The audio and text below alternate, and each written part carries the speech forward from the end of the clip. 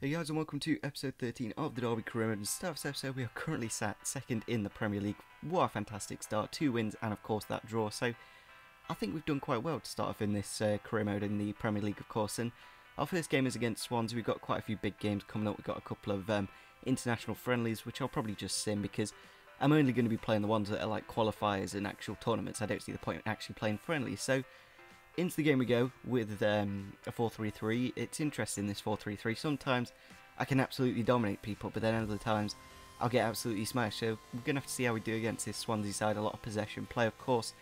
No Boney, of course, as well. They got Michu on the bench. I'm not too sure who their striker is going to be in this game. And they do take a short corner here and get it onto the edge of the box with John Joe Shelby. And then a really cheeky assist, a nice back heel to Dyer, who does put it into the back of the net to make it 1-0 in the first 6 minutes. So not exactly the best of starts, and in the 41st minute here, fantastic save from our goalkeeper. Couldn't quite get it out though of the pitch. Poor defending from Flanagan there, just gives Dyer loads of space to cross it in, and then they make it 2-0. But we head into the second half here, straight from the kickoff pretty much. We do win a penalty, a little bit lucky maybe. I didn't quite have full possession of the ball, but no less, step him up to the spot with Thomas Ince, and I believe I do go to the left to make it 2-1. So a good way to get back into the game just after half time. Gives us a chance to get a few points in this game. So into the 87th minute we go, we bring on Roberts off the bench, and he is surprisingly fast. He's got about 82 pace, which is not bad. We get the ball into the box. Thomas Ince with the header, Thomas Ince with the goal. Like, you would never think that Ince would win a header over a centre-back, but he did that and makes it 2-2. And then we head into the 90th minute, +5 pretty much was the final hit of the game, and Michu eventually gets the ball into the middle of the park where Sigurdsson is there. Fantastic save from the goalkeeper, but what was he doing after that? I don't know if it's a game mechanic where goalkeepers, after making a save, they just go, no, I'm not going to bother, mate, I'm just going to let you score the open goal. So a bit of a shame we lost that game 3-2 after really working hard to get back into it and getting that equaliser in the 85th, but maybe Swansea did deserve it a bit more. We actually had quite decent possession as well with 47% against Swansea. That's not bad at all. So our next game is against Tottenham Hotspur, a very tough game. So I may implement Jordan Ibe in this game, as a bit of pace would be handy against this team, because of course they got Kyle Walker and Danny Rose Vertonghen, very pacey defenders. So at some point in this game I think I will bring him on. So into the game we go. I think Laurie's getting rested for this game. A few players do get rested when they do come against a new promotion team, so it's kind of nice for me because I play against a bit of a weaker team with not quite as good players. So we head into the 14th minute of the match here. Jack Grealish gets into the box, a nice bit of cut inside action, gets into the box and makes it 1-0. He's done pretty well since signing in the summer, of course, with 750,000 plus Whitbread. I think it was one of the best deals we got in that window. Of course, we got Thomas Ince with quite a bit of money, so there's going to be a little bit of pressure, but I'm pretty sure he'll be able to sort that out. So into the 38th minute here, Tottenham really doing well, keeping the ball on this edge of the box and eventually getting the ball through for Dembele on his right foot and makes it 1-1. Of course, he has got 2-star weak foot, so a little bit weird, but nevertheless into the 45th minute, +1. Moussa Dembele linking up with Townsend, getting a bit lucky with the bounce on that deflection, of course, from the block, so a little bit lucky to concede that goal just before half time. But we go into the second half. If you watch that tackle again, it was a clean tackle from Kyle Walker, but we do get the penalty, so maybe that was a bit of luck that we kind of did deserve them, that deflection, of course, from the block. So we do put it away to make it 2-2. Nice to see Thomas Ince, very young and very composed, to put that away to get us back into the game. Hopefully we can at least get a point out of this Tottenham game. It is in the overcast weather, which isn't the best. I do really like it in the clear, but nevertheless, into the final 5 moments of the game, we did put it on ultra defensive just because I really wanted that point, but Mason Bennett cuts inside, hits it with his left foot and makes it 3-2. So that is how the game does end. A fantastic 3 points against a really big team. Of course, they could have played a bit of a stronger team with Laurie. I think Harry Kane wasn't playing, so it wasn't the best Tottenham team, but it was a Tottenham team. So of course, when you beat one of them big teams, if they've underestimated the small team, it's their fault, not our fault for being very lucky. So into the next game we go. It is against Norwich City. If we can get this game won, we'll go through to the next round. That'd be absolutely fantastic. In real life, we did draw 1-1. A bit of luck from Jamie Hansen's corner, but nevertheless, we're going to have to see how we do in this game. A bit of a weaker team. We've got Zelalem, Bielik and Sessio Cambo playing, and Jordan Ibe on the left hand side, and giving a Bamford a start from the start. So into the 16th minute, Bamford with a beautiful ball into the back post. Jesse Lingard is in that really good position just to get an open goal and make it 1-0. So a very good start into the game. Then heading in 3 minutes later, going on the attack straight away, Josh Murphy or Jacob Murphy, I'm not too sure which one it is, Nevertheless, getting it into the box, really lucky with that near post shot to make it 1-1, but wasn't too concerned really. I think we've got enough in this team to get through and get the win and get through to the next round, but unfortunately, 65th minute here, Nathan Redmond passes it inside and then again out wide to Bennett, and then Bennett eventually gets the ball into the box. Big Fernandao, the Brazilian striker, I think he's about 75 rate, and makes it 2-1, and that is how the game does end. So I think we did actually get knocked out of the Capital One Cup, so a little bit of a shame, but it gives us a chance to concentrate on the league and potentially the FA Cup. Capital One Cup, it's not the biggest thing of my worries. So next game is going to be against West Ham. We do have a bit of low fitness, of course.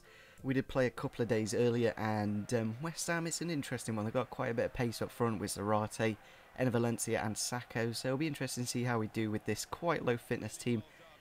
Don't get off to the best of starts. Zarate with a fantastic strike into the top left hand corner makes it 1-0 in the game. A good start for them, of course, and not exactly the best time to concede. It's never good to concede just before half time because it just shakes your entire team up and you don't seem to perform as well. Into the 71st minute, Mark Noble, the absolute beast, bit of a Perlo really, and gets the ball forward to Downing. Downing again, a really good attacking player, gets the ball out wide to Andy Carroll. Bullet header makes it 2-0. That is how the game does end. It was a bit of a shame. Maybe we should have played a bit of a weaker team with a bit more fitness. When you do play your team with not the best of fitness, you don't seem to perform that well. So into the next game we go, it is against QPR.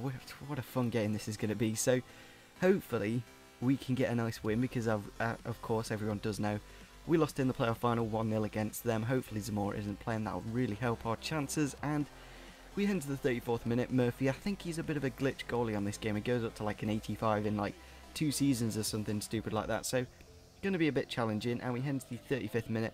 Nice through ball for Thomas Ince. A really nice bit of Berber spin.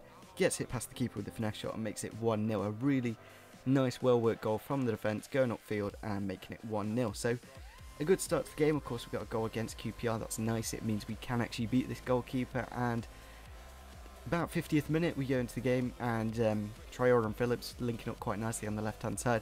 Eventually, getting a bit lucky, like Shotton did get a good tackle in there. Zamora, if you watch that, it said Zamora as that player did that. So I don't know if it's just a bit of a jinx on this game. And then apparently that's a penalty.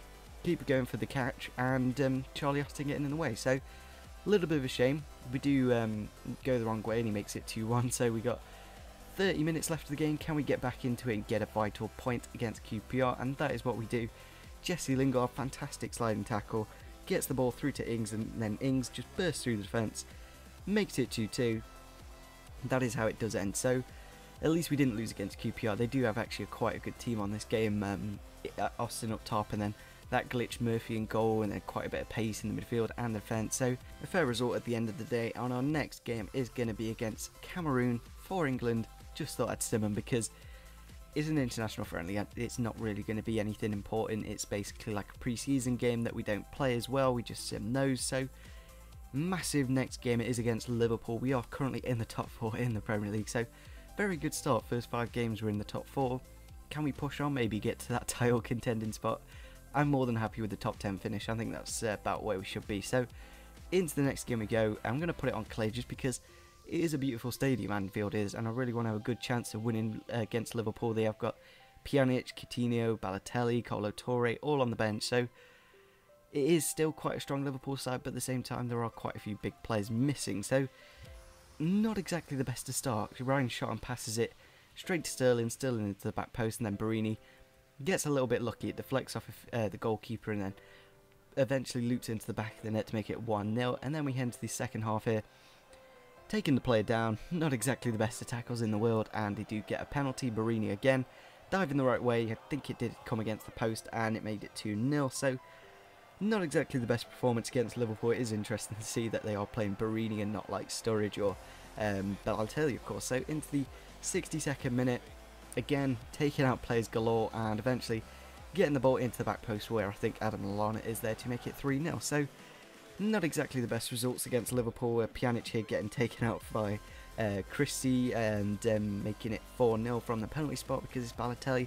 You know he's going to score because he's got that 100% penalty ratio. So he does actually chip it. Nice goal from him, of course. And that is how the episode is going to end. A bit of a poor way to end it really. 4-0 loss, not exactly the most convincing against a very tough side, but when you look at it, a new team to the Premier League, we should be losing against these big teams. That shows that we are on the correct difficulty. If we win every single game, it'll be a little bit boring. So currently sat 9th in the table. There's only like a point between us and top, so nothing really in it at the moment. So if you did enjoy this episode, it would be fantastic if we could get over 15 likes.